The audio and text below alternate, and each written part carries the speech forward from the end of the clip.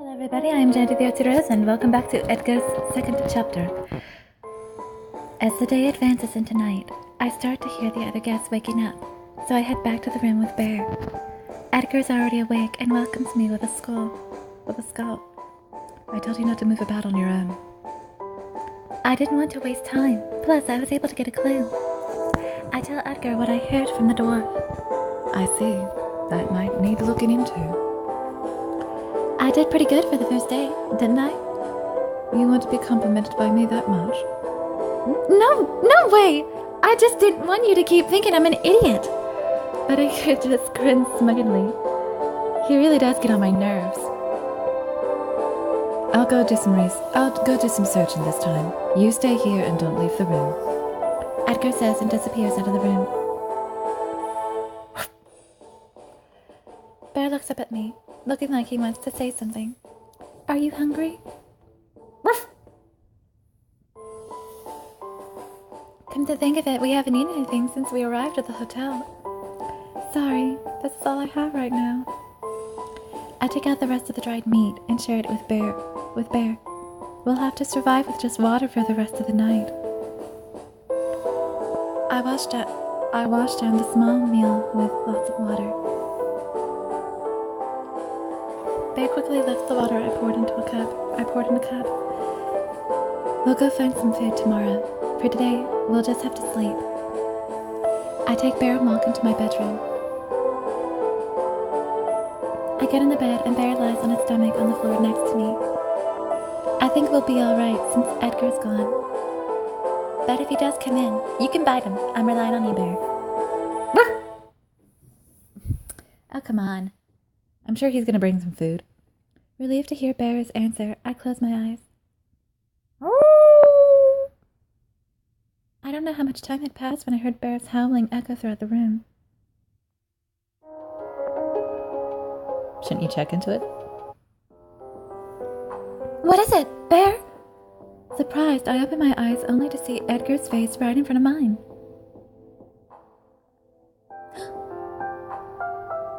Wake up, Rosalie.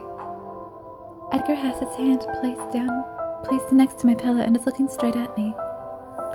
I feel my heart jump right into my throat at how close he is.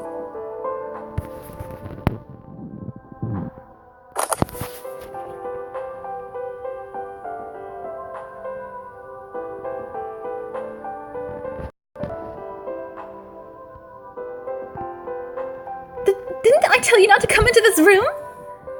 Bear, I told you to keep watch. Bear, who was biting onto the hem of Edgar's clothes, makes an apologizing grumble. Don't you think it's ridiculous that I get bitten just for coming to wake you up? You should have called out to me before coming in. I did. I also knocked, but you didn't wake up, so I let myself in. Is that true, Bear? Ruff. Woof. Bear looks up at me. It looks like he wants to say that Edgar is speaking the truth. Fine. I'll wake up, so get out of my way. I push Edgar away and sit up on the bed. Bear, it's fine. Bear lets go of Edgar's clothes and comes to my side. Hello, Felicity. And what is it that you want? The salon opened. Let's go.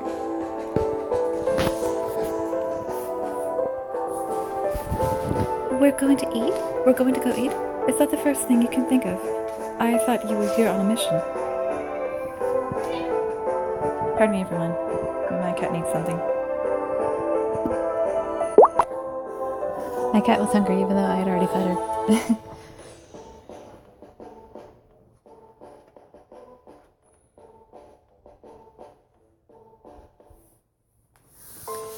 We are going to go eat? Is that the first thing you can think of? I thought you were on a mission. Edgar looks at me with a raised eyebrow. But I was just so hungry to think about other stuff.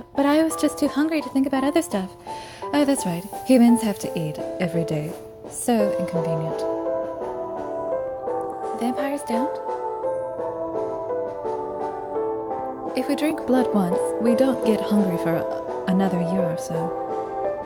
It's convenient, but kind of boring that you don't enjoy eating every day. That you can't enjoy eating every day. You always need to have the last word, don't you? Edgar sighs. Many races from all over the world come to the hotel. Talk to them and get some information.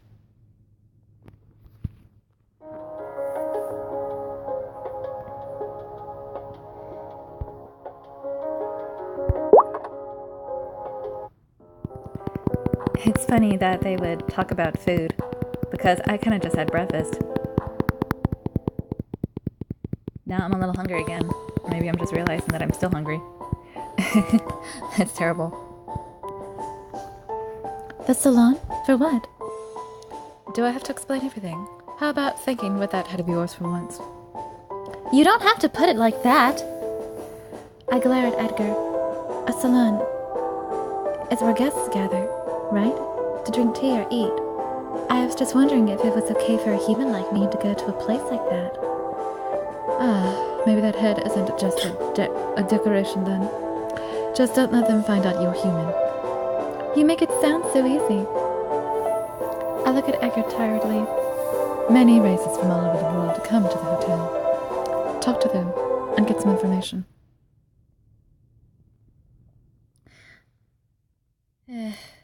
Edgar.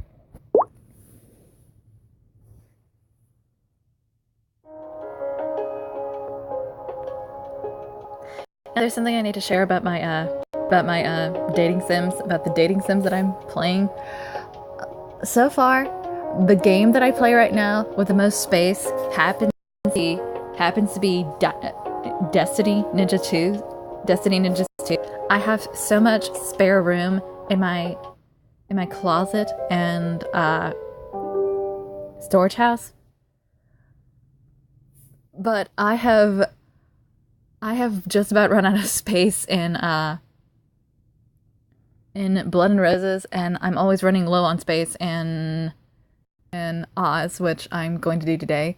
Right now, I'm doing okay for Niflheim, but I'm surprised if I need to get some space, if I need to get some more closets and whatnot, just for the occasion.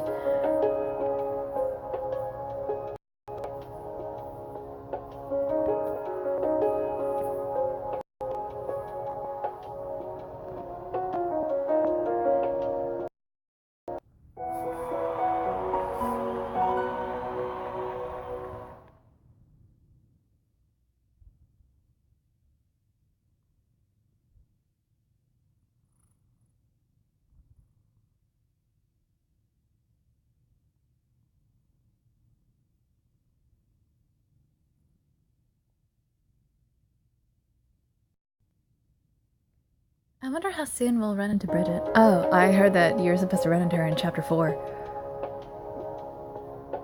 I think. I could be wrong. Well, that's what Maria told me. I remember her telling me that. I could be remembering wrong. Can you do that alone? It's unnatural for me to be away from my fiancé. I'll help out as much as I can. You and your clearly starving partner can also get some food there. Okay, I'll go. It seems like Edgar was aware of our hunger. I answer right away to the lucky proposal. The salon is lively with many guests. There are guests who look human, those who don't. Small people, large people, people with green skin, people who are transparent, and so on. Where's Nick? I can't tell at all who's from what race. You don't have to worry. Just make sure they don't discover that you are human. That's the hard part.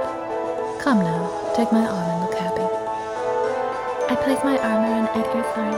I place my hand around Edgar's arm and plaster it on a face as we enter the salon. We should. Who should we talk to first? Edgar looks around the salon. A man about to walk past us opens his eyes wide when he sees me. Well, let's see. I don't remember his name.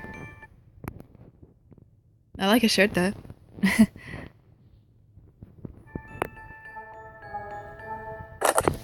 Are we rolling? Yep, we are rolling. The last thing I really want to deal with is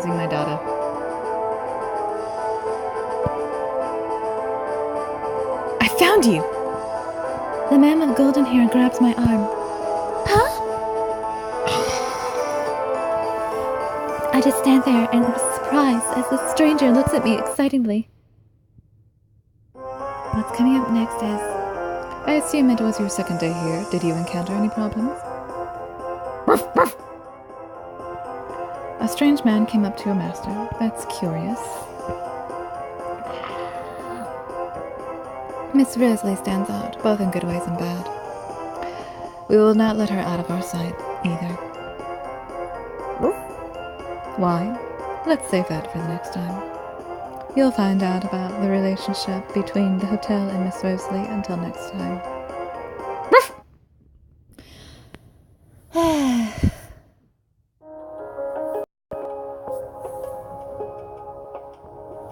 Delicious meals.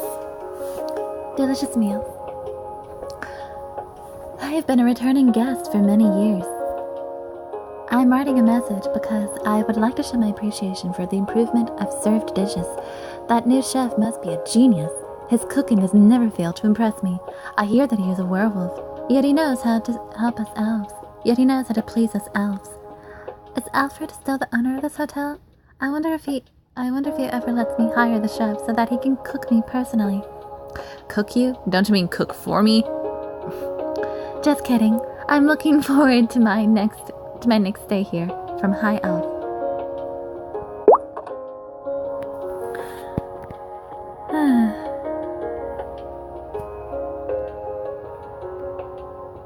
Wow, that seems nice. What do I have here? Oh, I completed a mission. I have a friend request. And I have cake.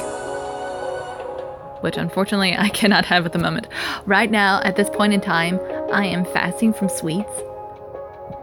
Just for the occasion.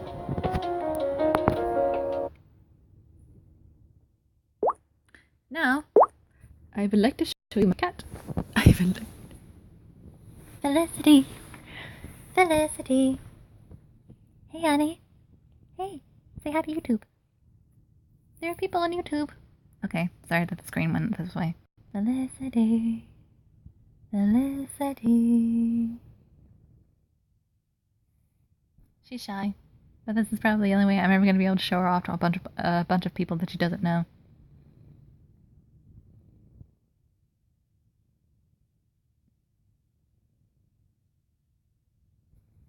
Felicity.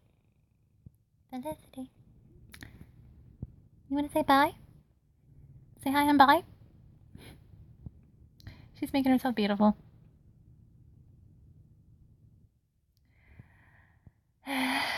This is my shy baby Felicity. She is very attached to me. Originally, it was kind of hard for her to get her to open up to me. Even though I had known her all her life. I'm sorry about the quality here. Felicity was born in my brother's closet, but unfortunately, because she was one of 6 siblings, I guess she felt a little overshadowed, but she was always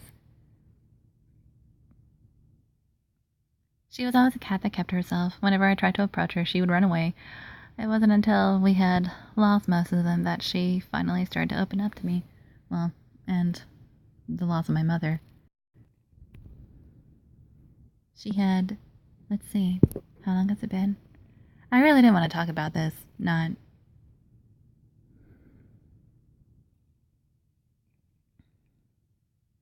I guess it wouldn't hurt. It wasn't until after my mom had died of cancer back in, back in goodness gracious, May of 2012.